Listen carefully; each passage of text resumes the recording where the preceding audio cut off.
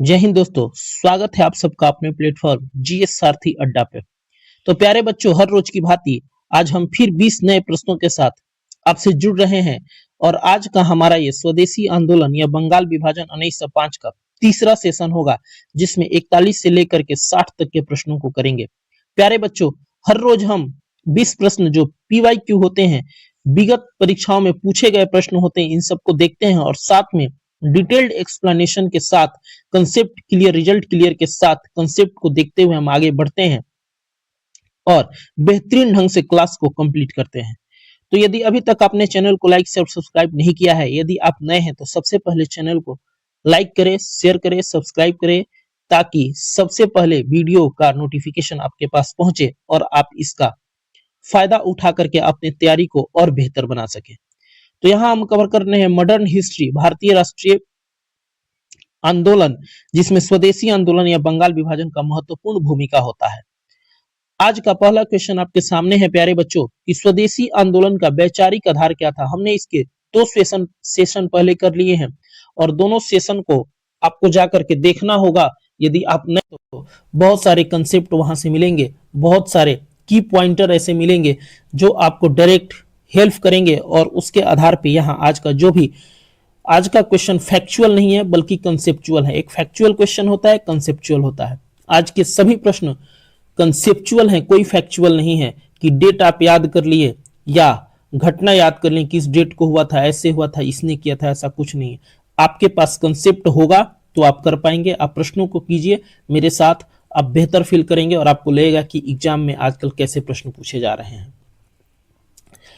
तो आज का पहला प्रश्न है, स्वदेशी आंदोलन का वैचारिक आधार क्या था। आपको बताना है कि स्वदेशी आंदोलन का वैचारिक आधार क्या था। हिंसा था, संवैधानिक सुधार था, आत्मनिर्भरता था या समझौता था। तो इसका आंसर होगा ऑप्शन नंबर सी, आत्मनिर्भरता। क्योंकि स्वदेशी आंदोलन में विदेशी वस्तुओं का बहिष्कार किया गया, विदेशी कपड़ों को जलाया गया और साथ ही साथ स्वदेश की तरफ लौटा गया और स्वदेशी वस्तुओं को अपनाया गया और नए नए मिले और नई नई वस्तुओं का निर्माण किया गया, जिससे आत्मनिर्भरता बढ़ने लगी और मजदूरों को रोजगार भी मिलने लगा। की पॉइंट में देखेंगे, स्वदेशी आंदोलन का मुख्य उद्देश्य था विदेशी वस्तुओं का बहिष्कार और भारतीय उत्पादों को बढ़ावा देना।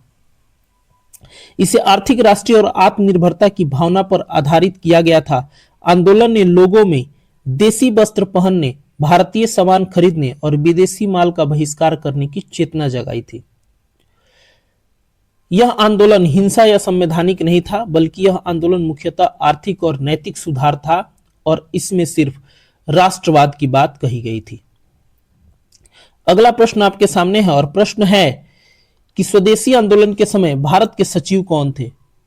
चार ऑप्शन आपके सामने हैं, मॉर्ले थे, मिंटो थे, कर्जन थे, हार्डिंग थे। तो इसका आंसर होगा मॉर्ले।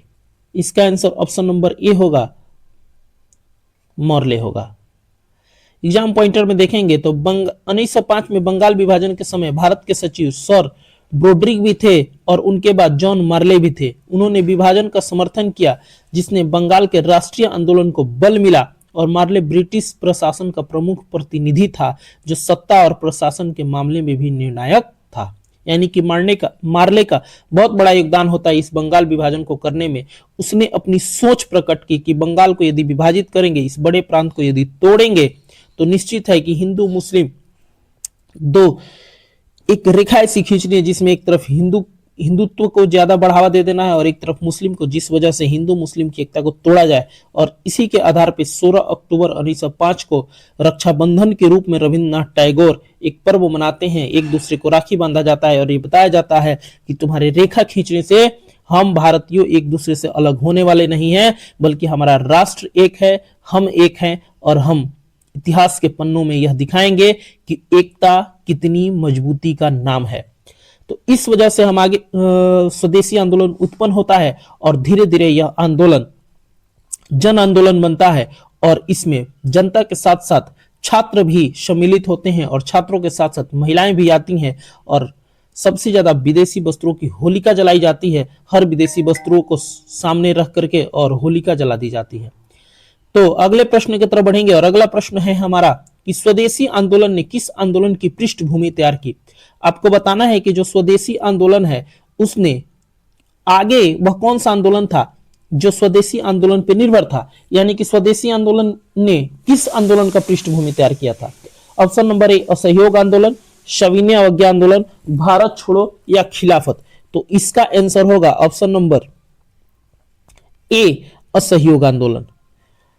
अगले प्रश्न की तरफ बढ़ेंगे उससे पहले हम एग्जाम पॉइंटर देखेंगे। स्वदेशी आंदोलन ने जन जागरूकता और देशभक्ति की भावना पैदा की। यह आंदोलन सतत और अगला प्रश्न है स्वदेशी आंदोलन में कौन सा तरीका अहिंसक था। आपको बताना है कि वह कौन सा ऐसा तरीका है जो अहिंसक था। ऑप्शन नंबर ए है बम विस्फोट, विदेशी वस्त्र जलाना, सरकारी हत्या या हिंसक विद्रोह। तो इसका आंसर होगा ऑप्शन नंबर बी विदेशी वस्त्र जलाना। यह हिंसक नहीं था। एग्जाम पॉइंटर में देखेंगे तो स्वदेशी आंदोलन में कुछ लोग शांतिपूर्ण तरीके से विरोध कर रहे थे, जैसे विदेशी कपड़े और माल को जला देना या बहिष्कार करना। यह पूरी तरह अहिंसक और नैतिक दबाव आधारित तरीका भी था। हिंसक विकल्प बम विस्फोट, हत्या आंदोलन का मुख्य तरीका नहीं था। अगले प्रश्न की तरफ बढ़ेंगे कि स्वदेशी आंदोलन का स्वरूप कैसा था। आपको बताना है कि स्वदेशी आंदोलन का स्वरूप कैसा था। हिंसक था, क्षेत्रीय था, जन आधारित था या गुप्त था। 4 ऑप्शन आपके सामने है। तो यह जन आधारित था, यह पूर्ण रूप से जनता पे आधारित था। हमने बात कर लिया है पहले ही। अगला प्रश्न है हमारा कि स्वदेशी आंदोलन ने, उससे पहले एग्जाम पॉइंटर देखेंगे। स्वदेशी आंदोलन ने माल, शिक्षा और सामाजिक जीवन में जनता की भागीदारी को महत्व दिया। यह सिर्फ नेताओं का आंदोलन नहीं था, बल्कि ग्राम और शहर दोनों में लोगों की भागीदारी भी व्यापक थी। यानी कि इसमें ग्रामीण और शहरी दोनों लोगों ने भागीदारी लिया, लेकिन ग्रामीण जो लोग थे वो बहुत कम ले सके, क्योंकि वो लोग अपने गरीबी से भी काफी ज्यादा ग्रसित थे। अगला प्रश्न है स्वदेशी आंदोलन के दौरान छात्रों ने क्या किया। आपको बताना है कि जब स्वदेशी आंदोलन हो रहा था तो छात्रों का क्या भूमिका था। उन्होंने नौकरी छोड़ी, कर छोड़ा, सरकारी शिक्षा छोड़ी या जमीन छोड़ी। तो उन्होंने सरकारी शिक्षा छोड़ी। जो भी छात्र थे वो सब लोग सरकारी शिक्षा छोड़ करके स्वदेशी आंदोलन में कूद पड़े थे। एग्जाम पॉइंटर पे बात करेंगे। छात्रों ने ब्रिटिश शिक्षा संस्थानों से दूरी बना ली। बिल्कुल सही बात है, जो भी ब्रिटिश शिक्षा संस्थान थे उससे छात्र दूरी बना लिए। उन्होंने देसी शिक्षा, राष्ट्रीय स्कूल और कॉलेज में प्रवेश लिया। यानी कि अब देश की जो शिक्षा है, राष्ट्रीय स्कूल की स्थापना जो की गई है, उसमें वो लोग प्रवेश लेने लगे। यह आंदोलन छात्रों को राष्ट्रीय चेतना और संस्कृति की ओर खींचने का माध्यम था। यह आंदोलन धीरे धीरे लोगों में राष्ट्रीय चेतना पैदा करने लगा और अपनी संस्कृति की ओर खींचने का माध्यम भी बना। अगला प्रश्न है स्वदेशी आंदोलन के दौरान महिलाओं ने क्या किया। आपको बताना है कि महिलाओं की क्या भूमिका थी स्वदेशी आंदोलन के समय। उन लोगों ने केवल भाषण दिया, विदेशी वस्त्र छोड़े, हथियार उठाए, सरकारी सेवा से ज्वाइन किए। तो इसका आंसर होगा प्यारे बच्चों ऑप्शन नंबर बी, विदेशी वस्त्र छोड़े और विदेशी वस्त्रों का बहिष्कार किया, होलिका जलाई महिलाओं ने। एग्जाम पॉइंटर में देखेंगे महिलाओं ने अपनी भविष्य और समाज में जागरूकता दिखाते हुए विदेशी वस्त्रों का बहिष्कार किया। उन्होंने देसी वस्त्र पहनना और घरेलू उत्पादन बढ़ाना शुरू कर दिया। ठीक है, अगला प्रश्न है स्वदेशी आंदोलन के दौरान ब्रिटिश नीति क्या थी। आपको बताना है कि जो स्वदेशी आंदोलन चल रहा था उसमें ब्रिटिश नीति क्या थी। ब्रिटिश नीति का नीति में सहयोग था, सुधार था, दमन और फूट था या समझौता था। तो आप खुद ही सोचिए कि ब्रिटिश सरकार क्या कर रही होगी। तो ब्रिटिश सरकार दमन और फूट की नीति अपनाई कि जहां जहां भी आंदोलन हो रहा है उसको दबा दो और फूट डालते जाओ। फूट करो, शासन करो का नारा पहले ही लॉर्ड कर्जन ने दे रखा था। एग्जाम पॉइंटर में बात करेंगे तो ब्रिटिश सरकार ने आंदोलन को दबाने के लिए स्ट्रैटेजिकल दमन, नेताओं को जेल और बंगाल विभाजन का सहारा लिया। साथ ही उन्होंने सांप्रदायिक फूट डालने की नीति अपनाई। यह नीति आंदोलन की क्षमता और एकता को कमजोर करने के लिए थी। यानी कि उसने हर कदम, हर संभव ये सब प्रयास किया कि कैसे विभाजित किया जाए धीरे धीरे बंगाल को, कैसे नेताओं को जेल भेज दिया जाए, हिंदू मुस्लिम में फूट डाला जाए। ये सारी दमनात्मक नीतियां अंग्रेजों द्वारा अपनाई गई ताकि यह आंदोलन, यह जो स्वदेशी आंदोलन है, वह धीरे धीरे कमजोर होने लगे। और 1908 में ऐसे ही इनके दमन नीतियों के कारण 1908 में स्वदेशी आंदोलन पूर्ण रूप से कमजोर होने लगता है।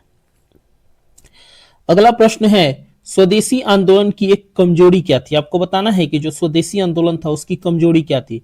नेतृत्व की कमी थी, ग्रामीण समर्थन कम था, वैचारिक भ्रम था, विदेशी समर्थन था। तो हम लोग कल भी बात किए थे कि इसमें ग्रामीण जनता काफी कम जुट पाई, जिस वजह से इसका आंसर हो जाएगा ऑप्शन नंबर बी, ग्रामीण समर्थन बहुत कम था। एग्जाम पॉइंटर में देखेंगे कि आंदोलन मुख्यतः शहरी व्यापारियों और मध्यम वर्ग पर आधारित था। ग्रामीण क्षेत्रों में अधिकांश लोग गरीबी और स्थानीय समस्याओं में व्यस्त थे, इसलिए समर्थन कम मिला। यानी कि जो गांव के लोग हुआ करते थे, जो ग्रामीण क्षेत्र के लोग थे, वो अपने गरीबी से जूझ रहे थे, स्थानीय समस्याएं ऐसी थी, उसमें व्यस्त थे, उसको सुलझाने में लगे हुए थे, जिस वजह से ये लोग स्वदेशी आंदोलन से नहीं जुड़ पाते हैं और स्वदेशी आंदोलन एक सीमित सफलता तक ही रह जाती है। अगला प्रश्न आपके सामने है, स्वदेशी आंदोलन के ऐतिहासिक महत्व क्या है? आपको बताना है कि स्वदेशी आंदोलन का ऐतिहासिक महत्व क्या है।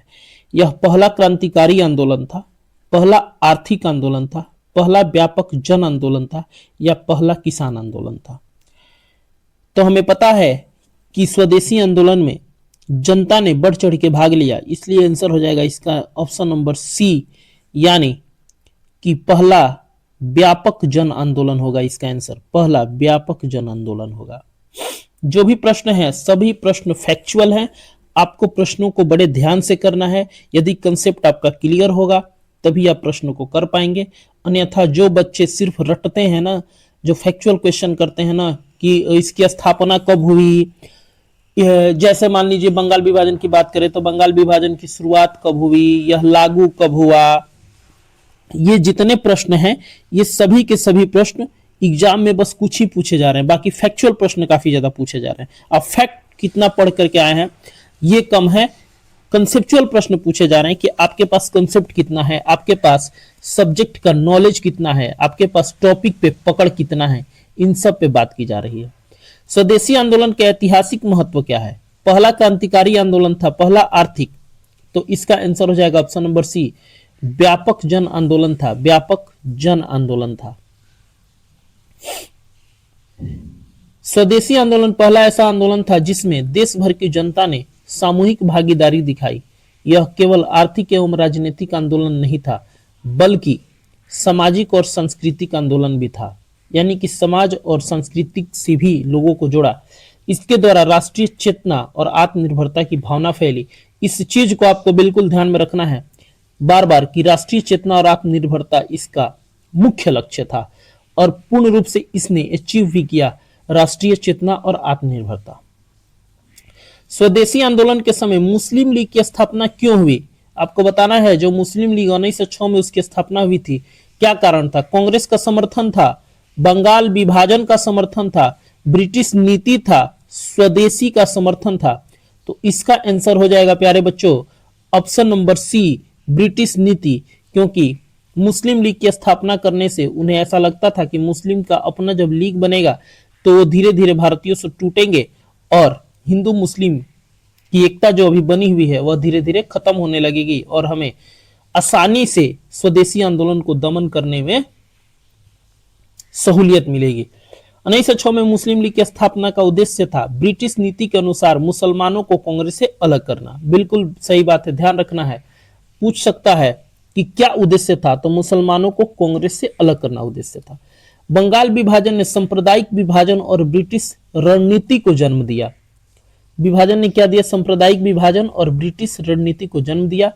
मुस्लिम लीग ने मुस्लिम हितों की रक्षा का दावा, जैसे ही मुस्लिम लीग की स्थापना हुई उसमें कहा गया कि हम मुस्लिम हितों की रक्षा करेंगे और धीरे धीरे फिर बंटने का काम होने लगा। अगला प्रश्न है, स्वदेशी आंदोलन का सबसे बड़ा योगदान क्या था? स्वराज था, राष्ट्रीय चेतना था, औद्योगिकीकरण था या संविधान था? तो स्वदेशी आंदोलन का सबसे बड़ा योगदान यदि कुछ था तो सबसे बड़ा योगदान था राष्ट्रीय चेतना। राष्ट्रीय चेतना ऑप्शन नंबर बी, क्योंकि इसमें हमेशा राष्ट्रीयता पे जोर दिया गया है। आंदोलन ने लोगों में देशभक्ति और राजनीतिक जागरूकता पैदा की। स्वदेशी और बहिष्कार जैसे कदमों से जनता में सांस्कृतिक और आर्थिक चेतना विकसित हुई।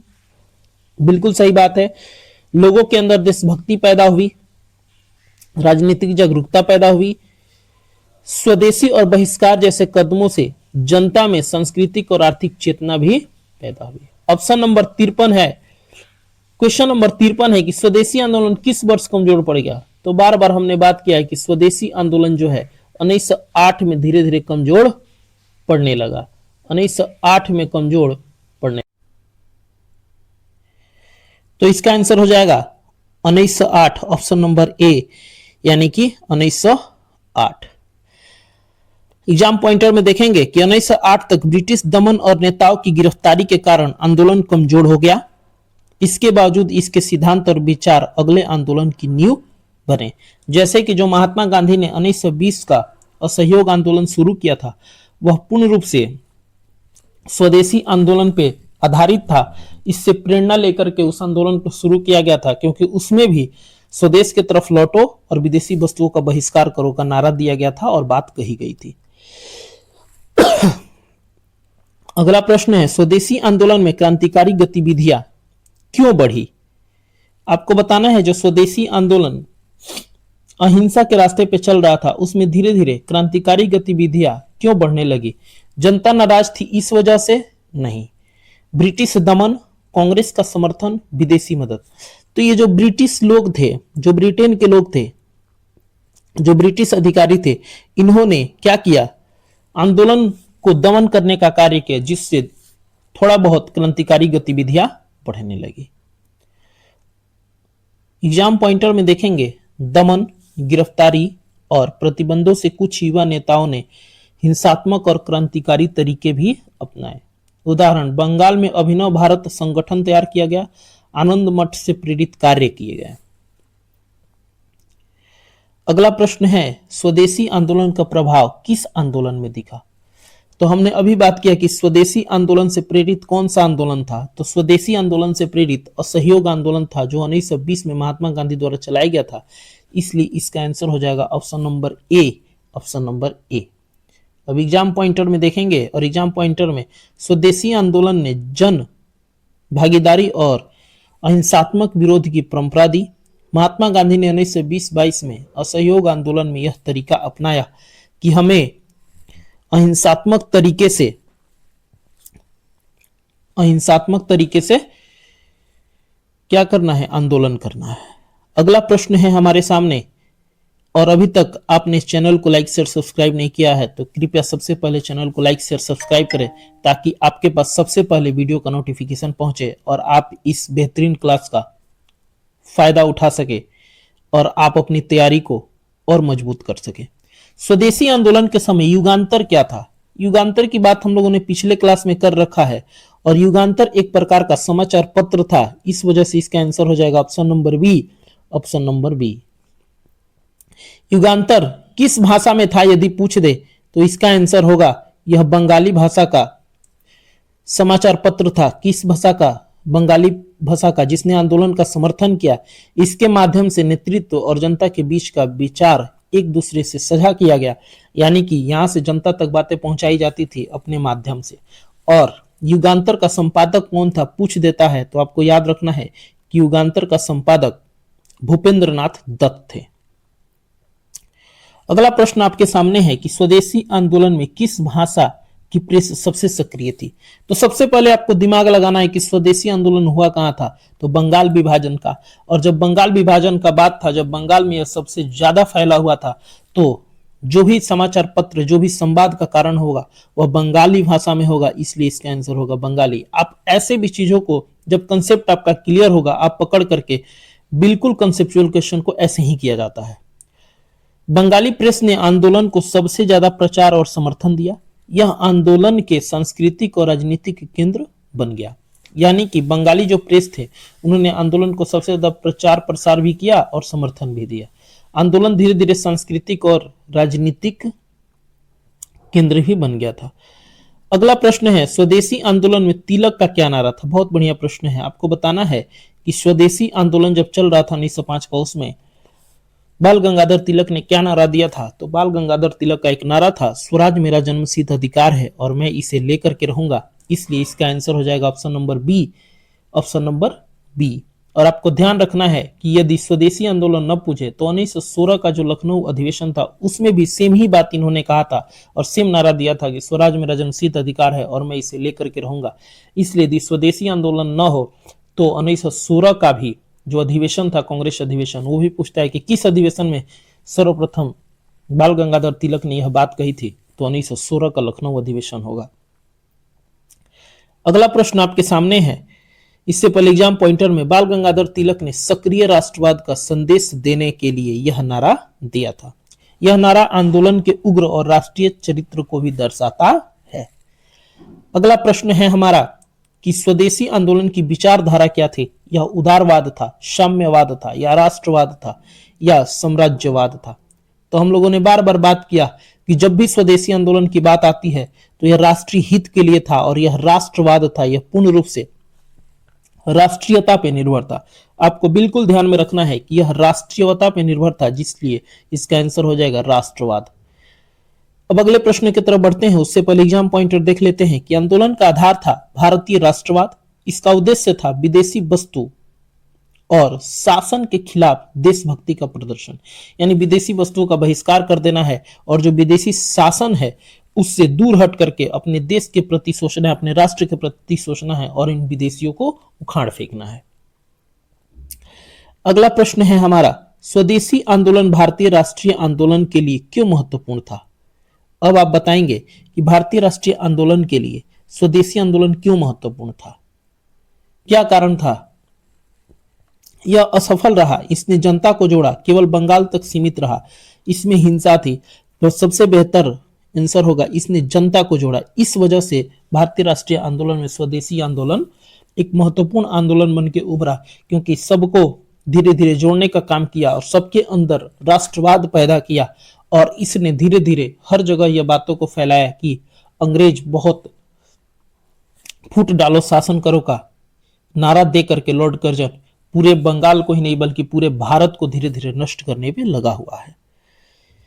एग्जाम पॉइंटर में देखेंगे, आंदोलन ने जनता को राष्ट्रीय चेतना और संगठित विरोध की ओर आकर्षित किया। इसे पहला व्यापक आंदोलन माना जाता है, ये बात याद रखना है। पहला व्यापक आंदोलन कौन सा था? तो वह होता है आंसर स्वदेशी आंदोलन, जिसमें शहरी और ग्रामीण लोगों को जोड़ने का काम किया गया, लेकिन ग्रामीण बहुत कम जुड़ सके, जिस वजह से यह सीमित ही सफलता पा सका। इसी के साथ आज का ये सेशन कंप्लीट होता है और कंसेप्ट क्लियर तो रिजल्ट क्लियर के साथ आपने देखा कि कंसेप्ट का कितना महत्व है आपके एग्जाम में, आपके प्रश्नों में। हम सिर्फ यूट्यूब पे फैक्चुअल क्वेश्चन करते रह जाते हैं, जिसका परिणाम होता है कि जब हम एग्जाम में जाते हैं, जब हम एग्जाम हॉल में बैठते हैं, क्वेश्चन जब हमारे सामने कंसेप्चुअल आता है तो हम कंफ्यूज हो जाते हैं कि हमने तो इसको पढ़ा ही नहीं। जब तक आपका कंसेप्ट क्लियर नहीं होगा तब तक आपका रिजल्ट क्लियर नहीं होगा। और वही बच्चे रिजल्ट लेकर के आते हैं जिनका कंसेप्ट पे पकड़ हो और कंसेप्ट से बने हुए, जैसे आज हमने प्रश्न कराया, ऐसे प्रश्न को यदि आप सॉल्व करेंगे तो आप और बच्चों से आगे जाएंगे और आपकी जीत सुनिश्चित होगी, आपकी सफलता सुनिश्चित होगी। तो जीएस सारथी अड्डा आप सबके लिए कामना करता है कि आप सब अपने सफलता के शिखर तक पहुंचे और जीएस सारथी अड्डा भी आपके सफलता के शिखर तक आपके साथ रहेगा और आपके हर चुनौतियों को दूर करने की कोशिश करेगा। मॉडर्न हिस्ट्री के साथ साथ हम सभी हिस्ट्री के प्राचीन और मध्यकालीन हिस्ट्री भी देखेंगे, उन सब पे भी ऐसे ही प्रश्नों को बेहतर ढंग से करेंगे और एक भी प्रश्न आपका इतिहास का छूटने नहीं देंगे। हिस्ट्री हर एग्जाम में आपका अपना होगा और आप जब प्रश्न को करेंगे तो आप फील करेंगे कि आपने कहां से और कितने बेहतरीन ढंग के कंटेंट बिल्कुल फ्री में यूट्यूब पर पाया है। तो ठीक है, थैंक यू, धन्यवाद, बाय बाय। फिर मिलते हैं अगले सेशन में, तब तक के लिए आप सबको ढेर सारी शुभकामनाएं।